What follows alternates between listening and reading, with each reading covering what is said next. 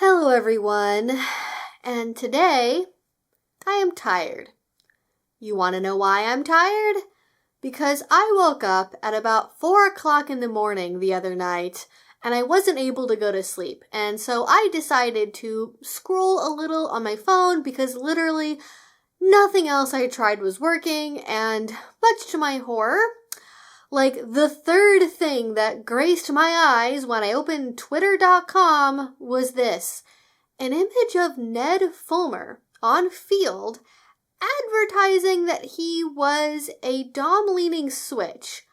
And I thought I was still dreaming. I thought I was hallucinating or getting tricked by AI or something. But no. Once I put two and two together and said to myself, hey, that kind of looks weirdly like Ned Fulmer, I glanced up a little and saw, that is Ned Fulmer. And he is the one who posted this picture. Oh, God. Now I have to deal with the biggest cheater in the history of YouTube, not just being associated with polyamory, but with kink. So let's talk about it, because I can guarantee you I am probably the only person on this website who has any experience with either field or kink who's going to cover this, and I want to talk a little inside baseball because I do think this matters. So if you are 200% less chronically online than I am, who the heck is Ned Fulmer? Well, Ned rose to fame as part of the Try Guys, one of the powerhouses of 2010's YouTube, who were constantly making viral videos where they try out various things like Brazilian waxes and period pain simulators as a group and record their reactions. You know, looking back, maybe it should have been obvious at least one of them was Kinky, but in any case, I wasn't a super huge fan of them. I saw a couple of their videos like pretty much everybody did, but I never followed them closely or checked in regularly. However, unbeknownst to me, the Try Guys were building something of a YouTube empire. Ned, in particular, made his brand being a wife guy. You know, the sort of dude who can't stop talking about his wife and makes his whole personality, and in this case, his business, about being someone's husband. He and his wife, Ariel, went so far as to publish a date night cookbook together, which you can still buy on Amazon, by the way. They even had a podcast on parenting and seemed like the perfect, loving, normie couple with kids. But as it turns out, there was trouble in paradise. Despite putting up a front of being a loyal, devoted husband and father and making a career out of it, it turns out Ned was anything but those things. In 2022, it was revealed that Ned was having, as he put it, a consensual workplace relationship with another woman who was also engaged to someone else and who also worked for his company. And he also was recorded dancing very, very close to another woman at a bar who was also not his wife.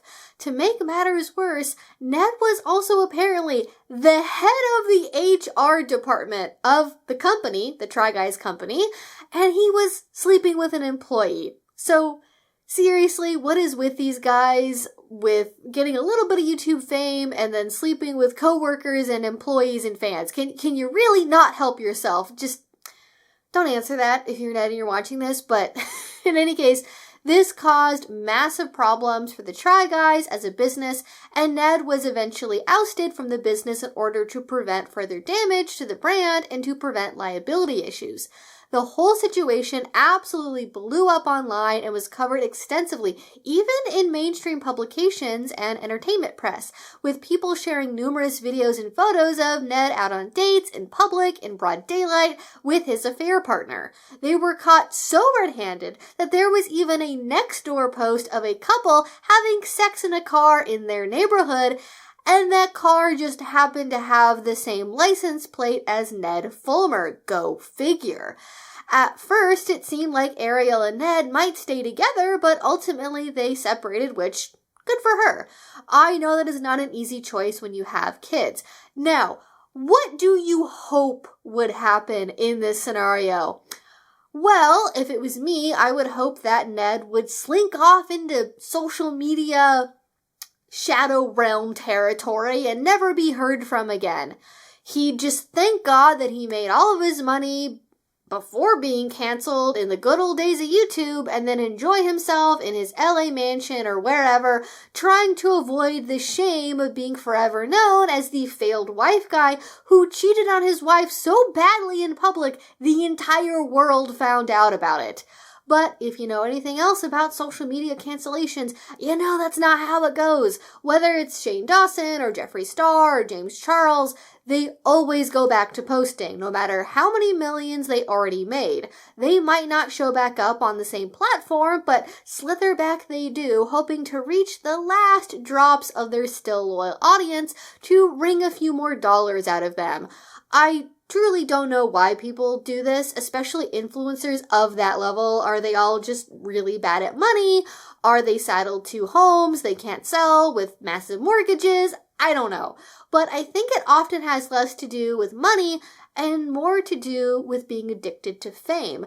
They are addicted to attention and can't imagine their lives without hordes of folks on the internet validating their every move. And they'd rather have 50 people do that than no one if that is all they can get. I wonder if part of it is also the belief that they have earned a redemption story. If they don't do a far right-wing pivot, that is, a lot of them will disappear for a while, get help, go to a therapist, and then come back declaring they've done the work and are ready to apologize, and moreover, complain about how hard being canceled was for them, and how they got death threats, and how actually they got hurt too, and blah, blah, blah, blah, blah, blah, blah, blah, blah.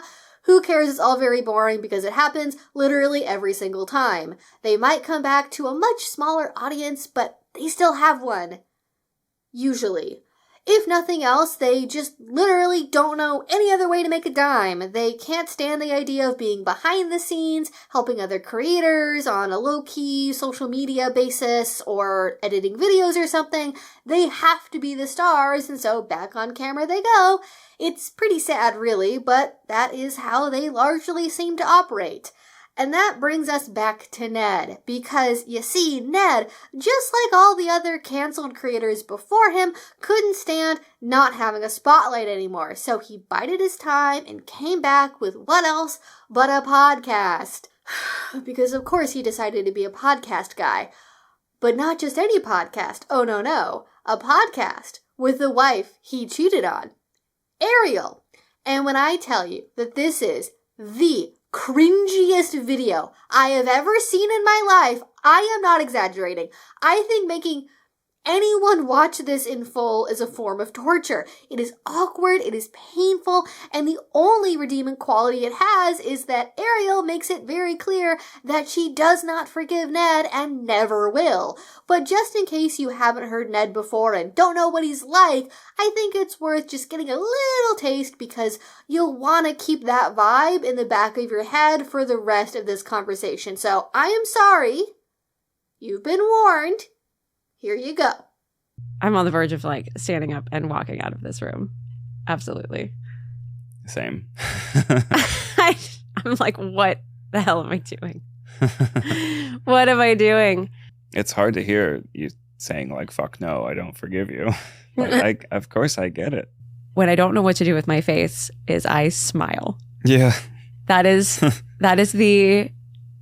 my go-to reaction when I don't know what to do with my face. I just smile like an idiot. That was my reaction too. I smile like like a cat. I just smile. And at first, this comeback video had a lot of success for Ned. It got over 1 million views, and even though no one was supporting him and every drama channel on earth ripped him to shreds, 1 million views is still 1 million views, and it turns out that this wasn't just a one-off thing. This podcast episode seemed to be a condition that Ariel had for Ned upon his return to the internet, citing the need to clear the air so people weren't stuck perceiving her as the lowly, cheated-on, poor housewife forever.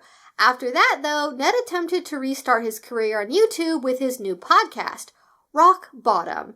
At first, people kind of stuck around and he'd get about 50,000 views or so, but once people realized that on his own he actually has the personality of a soggy loaf of bread, on top of being an unrepentant liar and cheater, they tuned out, and soon he was getting about 4K views a podcast. Ouch. The funny thing is, though, I think this format could have been successful, just as long as it wasn't coming from Ned. There's actually another very popular creator on YouTube and TikTok who makes videos about psychology and relationships that's pretty good, and he also started off after cheating on his wife. The difference is, he wasn't famous on the internet while doing so, and his affair partner wasn't an employee who was also engaged to someone else, and he seemed to have actually turned over a new leaf. Whereas Ned has just turned out his pockets and is looking for easy cash. At the same time, Ned created not just a new podcast channel, but he also returned to his own eponymous channel to start posting new content to it. And because he can literally only do one thing, he started ripping off Try Guys content like which country has the best noodles, or ranking every taco from $1 to $38, or whatever. It was very 2016 type attention bait slop content, in my opinion. It all seemed very tired. And he tried a few frankly weird things to attempt to gain attention and relevance again as well, including trying his hand at wrestling, as previous internet dipshits, the Paul brothers, had already done before him, and going so far as to clickbait, using his MS diagnosis to drum up some sympathy. Ugh. Complete with tearful eyes in the thumbnail, too. That got a staggering 4.5K dislikes to 440 likes, by the way, so people were not a fan of this. And the likes and views are just all over the place for his channels in general. Other YouTubers have talked about this in full, so I won't go into detail here, but it appears that allegedly the views on his channel do get botted. Now, people normally think that when this happens on YouTube, it is because the channel owner is botting themselves on purpose to boost the likelihood of brand deals and how much they can ask for and ad revenue. But people also do bot people they don't like as well. This is much more common on Twitch, but people will bot folks they dislike, attempting to get the system to flag the bots and hopefully punish the channel and or remove the content that's being botted. Or just to make it so obvious that it's being botted that viewers notice and assume the first reason is what's going on, which usually puts a bad taste in people's mouths. So either way, just not a good look for Netty Boy here. Unfortunately for him, though, whatever he has been trying just is not sticking. Whether it's food content or podcasting, nothing is really capturing an audience. I don't think I've ever seen such a big YouTuber struggle to maintain a new audience post-cancellation before, but I think he's getting desperate to maintain an ounce of relevance by any means necessary. So hey, do you guys know what Field is? And actually, if you know my channel, you might, because I did a review of Field like a couple of years ago now. It's been around for a minute, and as I mentioned at the start of this video, I was having trouble sleeping the other night, and I opened up Twitter at 4 o'clock in the morning to discover that, oh my god, Ned Fulmer, infamous, disgraced, cheating wife guy, leaked his own Field profile. And he did. He started the tweet thread with this, quote, apparently someone doxed my @FieldCo profile. Cool. Saves me $29.99 a month. I truly give zero fucks and invite you to roast it, especially at Baby Rexa. He then immediately goes on to individually rate each one of his profile pictures, but before we get to that, I just have to say, why would it save you $30 a month unless you're somehow hoping to match with someone who sees this post, presumably one of your fans? Seems like a weird strategy to me. I also couldn't find any evidence of a post from anyone anywhere doxing this account on the internet before he brought it up himself, so I don't know if that's actually true or not. I'm sure it happened, but it also kind of feels like he intentionally Streisand affected himself on this one. I think if he really just wanted to take the power back from the doxer, he could have only shared the pictures and said, hey, this is my account, but no, he had to make sure you also saw that he advertises himself as such, quote, Dom leaning switch, looking for a bratty sub, 5'10", ENFJ, athletic, and currently sporting a beard. I'm single and live in a gorgeous house in Silver Lake. Maybe you'll be lucky enough to see it someday. Winky emoji. And as someone who is not only a full-time kink educator, but also has professionally worked with Field in the past, I feel as though I am the best possible YouTuber to talk about this and what the heck it all means. So if you don't know, Field is a dating app primarily designed for alternative relationships, namely kink and open relationships or polyamory. Which one dominates is pretty regional as I understand it, but where I live, it is mostly kinky hookups and kink-friendly open relationships with the occasional vanilla poly person. Most vanilla poly people are on OkCupid or Hinge though. To be honest with you, they're not really using Field. So an introduction like this isn't uncommon or too forward compared to how it might be on one of those other apps. Lots of people have profiles like this, but that doesn't mean it isn't unbelievably off-putting. And okay, let me try my best to think about this in an unbiased way. If I was swiping on Field, what would I think about this, even if I didn't know who he was? Nah, it would still be pretty bad, to be honest with you. The line, maybe you'll be lucky enough to see it someday, winky emoji, is the part that I think most people are skipping over that seems particularly distasteful to me. Maybe this is more okay in LA, but with me and my Portland sensibilities, that seems super braggy and also set off my red flags about his attitude towards relationships. Like it's a privilege to see the inside of his luxurious mansion, which few will ever be able to achieve. It's all very nouveau riche. That alone would be a no for me, personally. But I think most people are getting the ick from the very first line. Dom leaning switch looking for a bratty sub, which, to be fair, coming from him, is a hell of a claim, and we'll talk about that. In isolation, without it being from him, it's not, like, bad. It's not the sort of person I would match with, but to each their own, everyone has their own kinks. It's when you look at that part put together with the rest of the profile that you realize, oh, this is bad. This is like the archetypal example of a cringy divorced guy trying to use kink to get his mojo back. The first photo of the dog isn't so bad, but then the second one is just an immediate hit with a weapons-grade turbo ick. Like, it actually makes me viscerally embarrassed to look at it. I'm gonna have pain when I edit this video.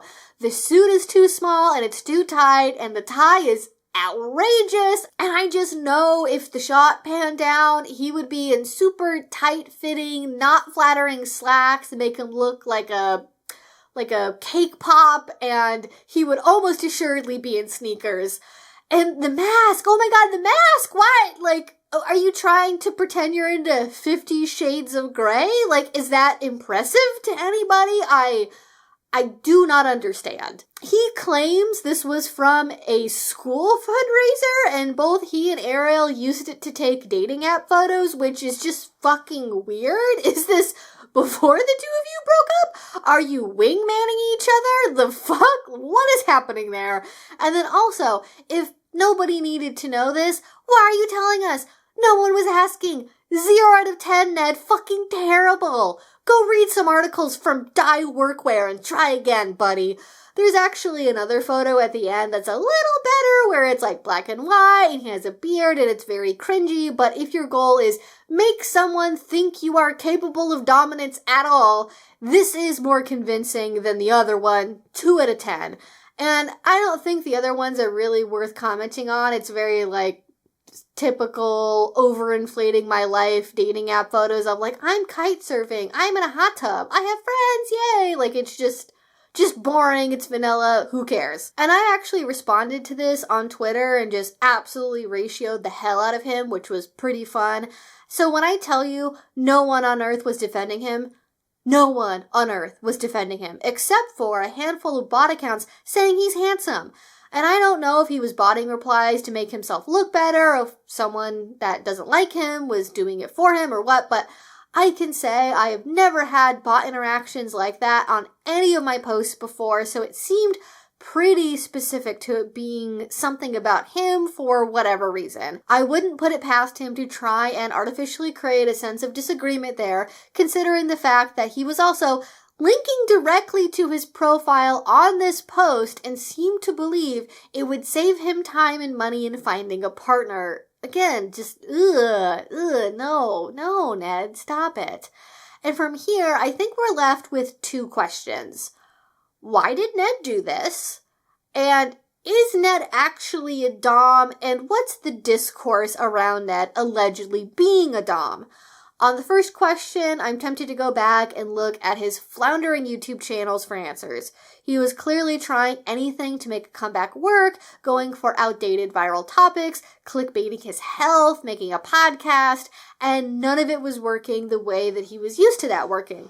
I don't know what it's like to be a mega famous YouTuber, but I imagine it warps your expectations to have virtually your entire career on the platform be nothing but super high-performing viral content.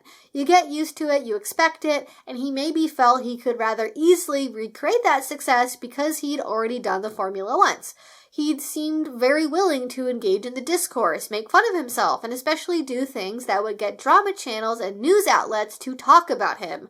Maybe thinking, okay, if I can get 1 million views here, and even if they're all from haters that are originally coming here to watch this and make fun of me, they're still coming to my platform, and maybe I can convert 1,000 of them to be fans of me again. So that's still pretty good advertising. Or maybe it's more like, 1 million views is 1 million views and I get my check on AdSense no matter what.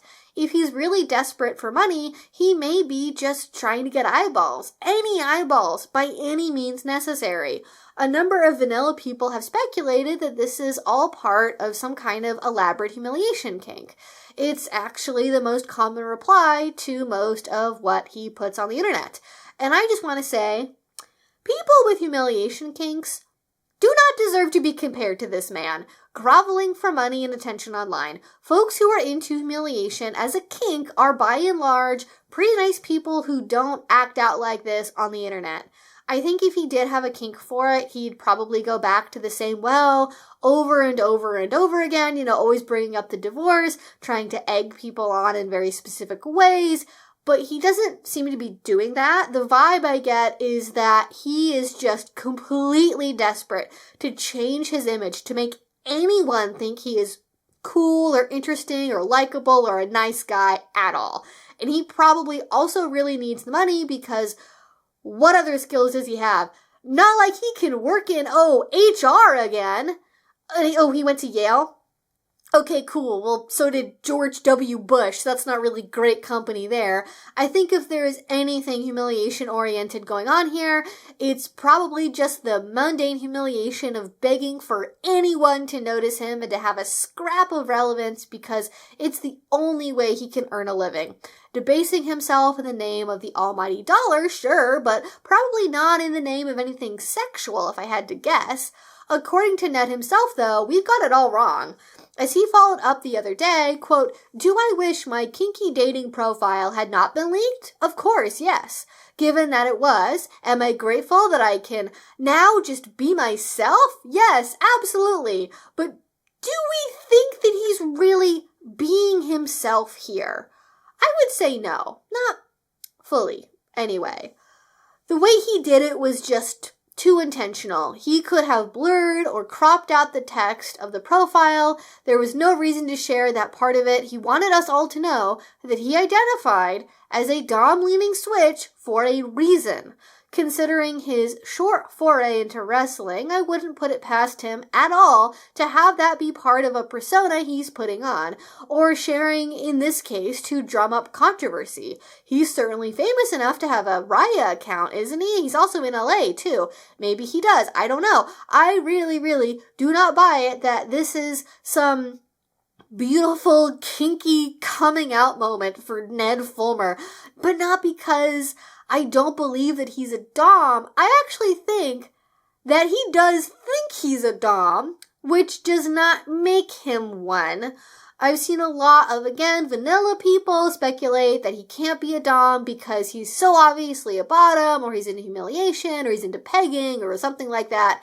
And, I don't blame vanilla people for having that impression. They kind of don't know better, and also remember that most people's impression of him is formed primarily by a torturous podcast episode where he sounds so nervous he's about to break down in tears any second.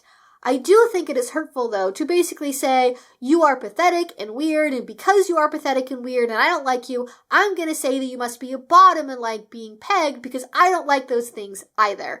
I think that kind of reaction says less about who Ned really is and more about the queerphobic, patriarchal beliefs of the people making that kind of statement.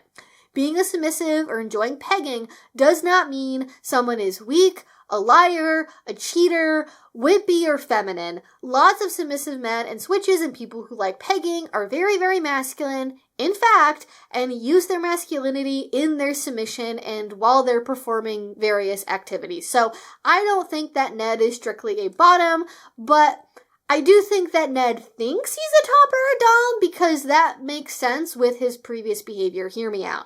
I just don't imagine he has the right internal motivations to be a good dominant in reality.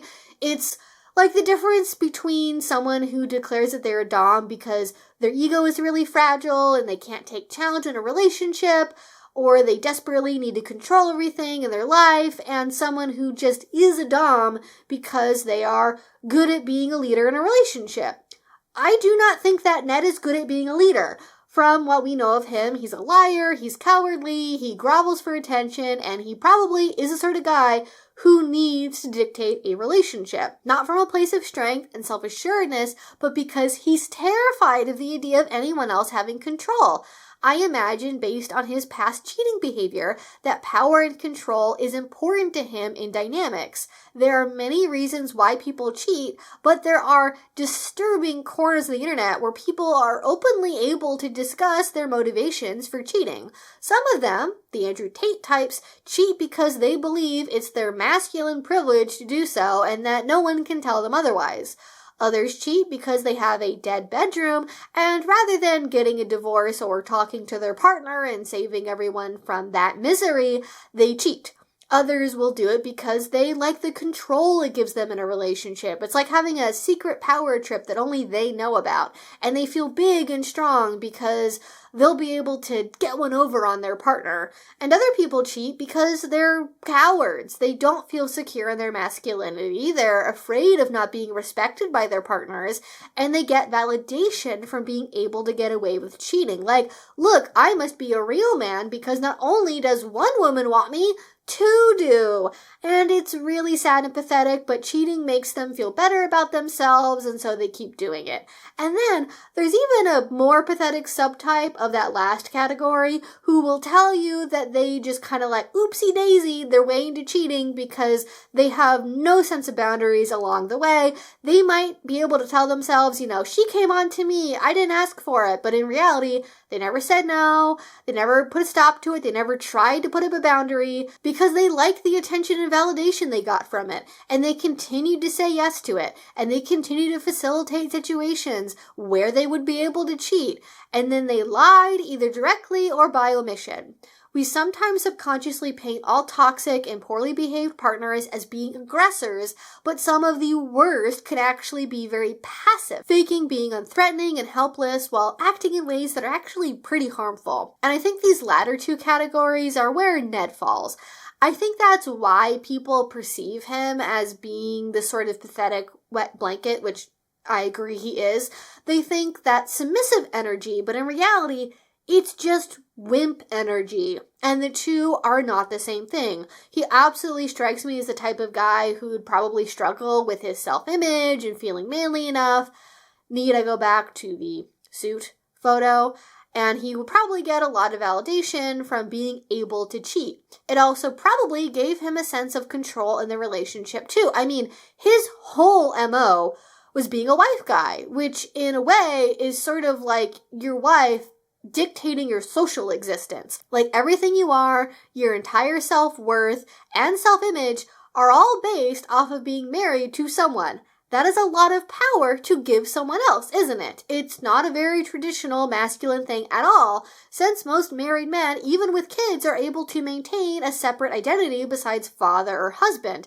Except Ned, who leaned hard in the opposite direction. And maybe it went the other way around. Maybe the persona was a veil to cover up his actual tendencies. I don't know. But what I do know is that this desire to control and get a sense of power back in a dynamic is exactly what leads a lot of otherwise vanilla straight guys into power exchange, assuming that's what's going on here. That's the vibe I get from Ned, so that's what I'm going from. He wants a bratty submissive, not because he'd be a good brat tamer and have firm boundaries and be a good leader in a relationship. Rather, he needs a relationship that validates his ego and masculinity. If he has a space where he can put a woman in her place, especially sexually, that probably feels really good for him. And her being bratty back creates an acceptable container for that urge. But without fail, guys like that do not typically make good partners, especially when they don't understand that's where their motivation is coming from. And I doubt that Ned could even explain why he likes being a dom if you asked him. And I know because I have known men like this, and I have been with doms like this. I have been with people where they haven't really worked out yet what their motivation for being a dom is, only for them to later find out that they aren't really much of one at all.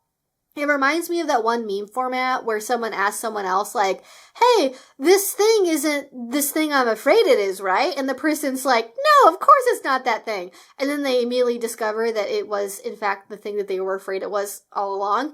Except in this case, it's a little bit more like, hey, so you're like actually a dom, right? You're not just like emotionally compensating for having a fragile ego and a lack of security in yourself, right? And they go, no, of course I'm a dom. And then you look under the hood and you discover, oh no, wait, that is actually a fragile ego and lack of self-security. Okay, cool. Great. Amazing. But more than anything, I have zero faith that this is Ned being his honest self, because he is literally known for being a liar and a cheater and desperate for money. So what incentive does he have to be honest? Not a whole lot, at least in my opinion. And I also hate the fact that he's turning to the BDSM and polyamorous communities to try and find partners. If anyone is not equipped for either of those two relationship styles, it's a guy with a track record of cheating, because cheating doesn't mean you're secretly meant to have an open relationship. And I'm going to be honest, I don't think Ned seems like the sort of guy who could have genuine, honest, boundary-setting conversations with anyone. Yes, there are some people who get into non-monogamy from cheating, but that's the exception and not the rule for a reason. Because in order to cheat, especially on the wife of your children, whom you fawn over in public constantly, you have to have a reckless disregard for other people's emotional well-being and a need to selfishly prioritize your own comfort and urges. And that doesn't just go away. I got the hint from him somehow that some of the things that he has said makes it sound like he's been in treatment, and just like so many other folks do, that doesn't necessarily make you a better person. Like, Colleen Ballinger also allegedly, got help and then came back to the internet. Do we think that she's fully recuperated? Probably not. And if you're doing ethical, informed kink and polyamory, you can't get away with being the sort of person who, 1, won't stick up for important boundaries, 2, has a disregard for other people's comfort and safety, or 3, is using relationships as a tool for validation. That just is not going to work out. So please, do not let Ned represent us to the world. This is really the last thing the kink and polyamorous communities needed. Thank you so much, Ned, for dragging us into this in order for you to keep attempting to have a career. How amazing, how generous of you. And I will say this as well. If I'm a little worried, because Ned said, I can be my, open true self now. Is he gonna make a YouTube video where he starts talking about, his kink and BDSM interests? Is he gonna make a coming out video for being polyamorous or kinky? It would do numbers. It would do views. I'm thinking of it. I'm like, that would get some engagement. And I think he thinks with content brain. I think he thinks just purely of what's going to get me views, what's going to get me money, what's going to get me engagement.